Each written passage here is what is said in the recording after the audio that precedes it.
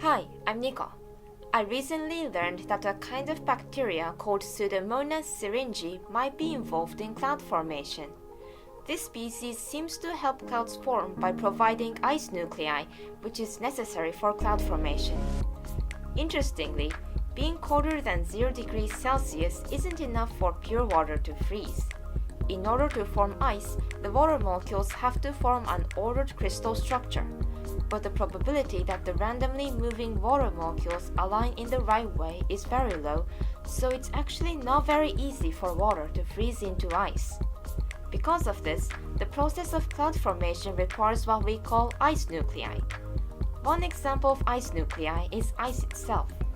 When you put a piece of ice into 0 degree water, the water molecules won't have to form an ice lattice from scratch. They just have to stick to the already existing crystal to become part of the ice, allowing the whole body of water to freeze quickly.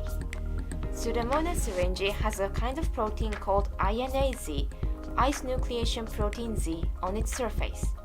This protein, INAZ, has a molecular structure similar to that of ice, enabling it to act as ice nuclei.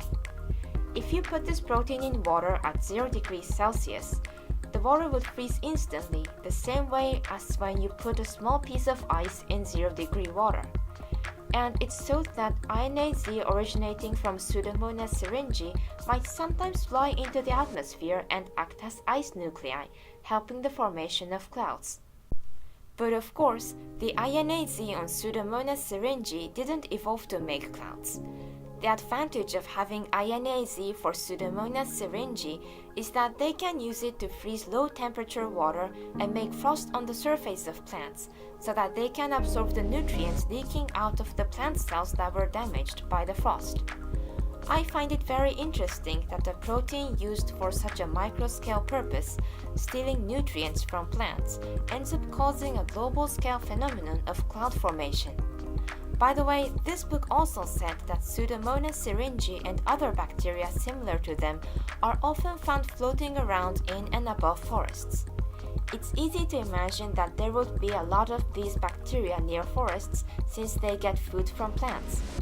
I've heard before that forests contribute to cloud formation via evapotranspiration, trees sucking up water from the soil and letting it evaporate through their leaves.